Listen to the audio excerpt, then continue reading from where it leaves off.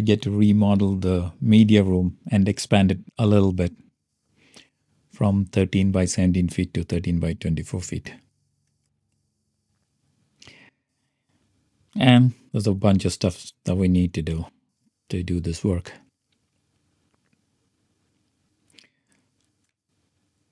So the current room is used mostly for watching movies, but I also use the rear corner for singing karaoke. Since the room has got good sound absorption, it's great for listening and singing.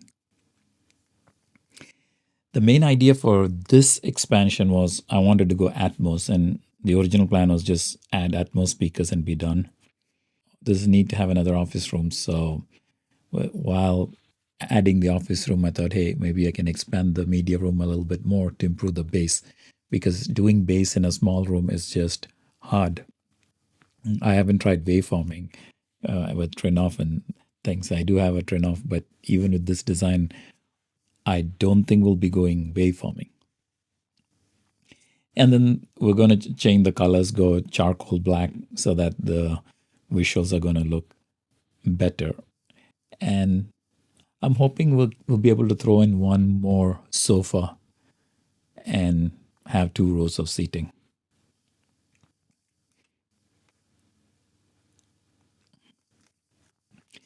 So this was the original room, which is 13 by 17, and we are adding about 7 feet. I wanted to widen the room by 2 feet too, but that was just super hard. Per the architect, it'll require like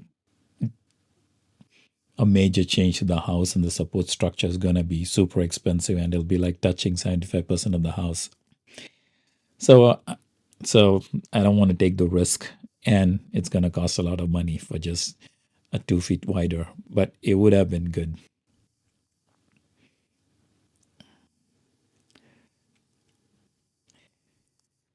For the longest time, the challenge was finding a general contractor with reasonable cost. The people who I end up talking to keep asking $1,000 a square feet, and that is just crazy expensive. I finally ended up with someone who was asked charging 350, which is also high, but that's kind of what we can do in this area. If it was a bigger construction, I guess we could have got it down to 300. But being in the Seattle, Redmond area, things are just more expensive. And then there's always the unforeseen expenses. Like in my case, I don't know, work hasn't started, so I don't know what all unforeseen expenses are there that is coming up. But even before I started, my wife was like, the media room doesn't add any value to the house. She wanted to remodel the kitchen for the longest time. So there goes a big piece of budget remodeling the kitchen.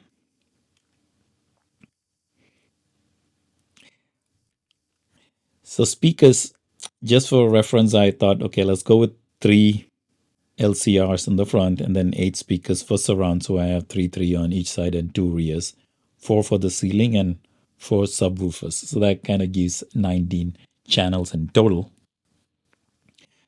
Since I have a Trinoff, I can go up to 20. So I'm good with this configuration. So this is the way I was thinking about it from a budgeting point of view. And JBL Synthesis comes out to be the cheapest among the stuff I was looking at, 18,000. And then we have Ascendo at 22. And for Ascendo, I did get to meet Jeffrey during M-Wave. And for my room, he suggested go for P10s for the LCR and P6 for the surround and do the P6 wedge for the Atmos. And that should be good enough for me. And Perlisons, at CD, I got to hear Perlisons. Trinoff partnered with Perlisons, and they sound good too. I mean, I currently have MNK speakers, and it sounds terrific. I can't really say that any of these speakers are better or worse. So as long as the current sound quality doesn't go less, I'm happy. The only thing missing in my room is bass, and that is because of room treatment. Nothing to do with the subwoofer. It doesn't matter how many subs I throw in there. Then we have the more expensive speakers.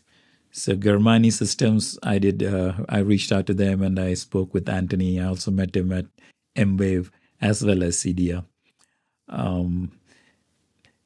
Just using the previous formula, I still have theirs comes to about 60,000. And Maya Sound, which is Madrona Digital, which is the company started by Amir, who runs the Audio Science Research ASR website. And Maya Sound is also on the expensive end with 52K. And all these are active speakers. So here is a list of subwoofers that I looked at. When it comes to subwoofers, there's way too many choices, and I don't know what we're gonna settle with. Medron is still looking at what sub that'll work for my budget. There's a good chance that I'll continue using the current MNK unless someone offers a really good price. I also don't see any reason to change it since it's an awesome sub. All the ratings I've seen are in RMS, except for Meyer Sound. It was a peak. I am not sure what Garmani's rating is. It says 1,000, but I don't know if it's RMS or peak. But here's a set of prices. Ascendo was a passive sub, so the sub itself is about 5,000, and then you got to buy an amplifier for it. The benefit of something like an Ascendo is that they are not as deep since the amplifier is a separate unit. Even Germani Zeta is not so deep, so it's pretty cool that way. So the Germani system was the 3 ensemble would be the right fit for my room, and the whole thing comes to about 120K. And when I spoke to Medrona, they picked Maya Sound in the beginning, and that is also super expensive, coming to about 150K. In this scenario, what we have here is 3 Ultra X20 for LCRs, 4 AMI subwoofers, and then we have these slim speakers, 8 of them that does the surround piece, and 2 smaller subs for the rear, and 6 Ashby in-ceiling speakers. And this room with this configuration will perform to Dolby spec.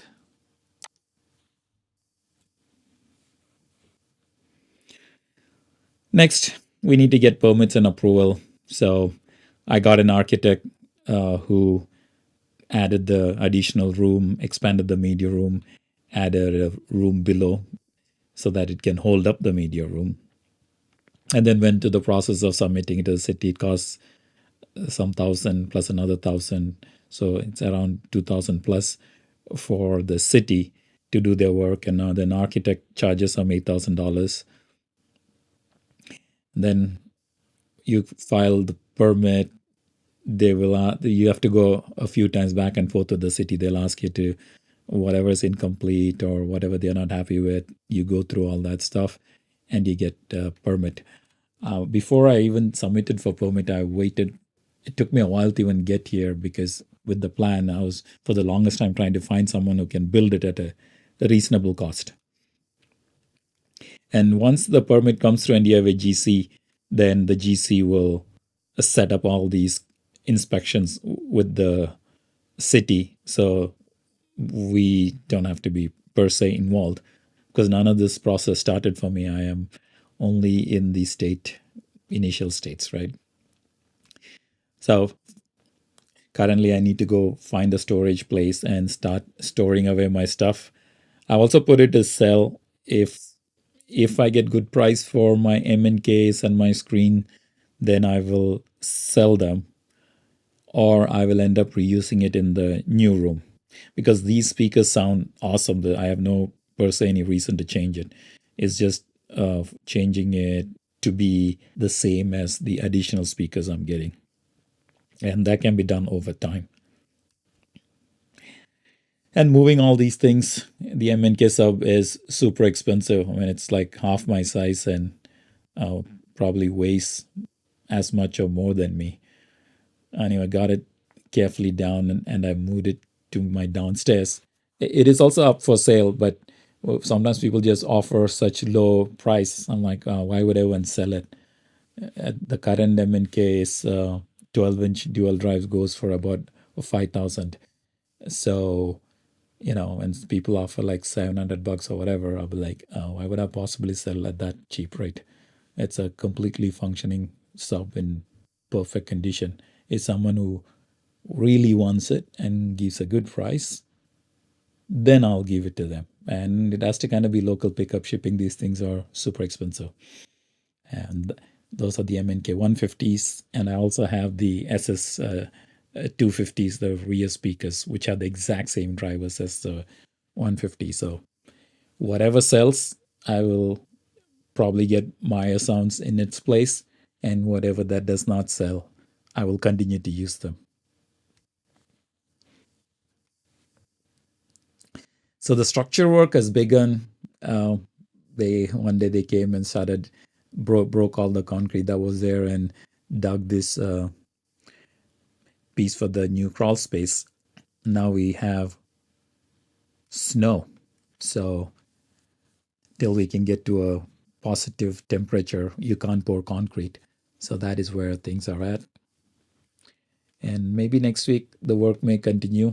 Um, Day for yesterday, I went and met back with Madrona, and we were looking at the other designs. So the new designs will have a small booth towards the back, which I can use for my singing, and we will reuse the existing speakers, but wire it such that it can be upgraded. So if I get to sell the existing one at a reasonable price, I'll keep upgrading them. Till then, I will continue to use them. And that's it for now. Let's see how this adventure goes. Construction will always have some interesting surprises. For now, the things we do know is we need to do the flooring with additional layer. We need to use a fire resistant kind of a door or a door with a steel plate in between. So it'll take care of bass sound, and maybe a split AC to keep the room cool, and an ERV that will exchange air so that the air inside the room does not become stale over time. So that's the current plan. Let's see how that goes. Bye.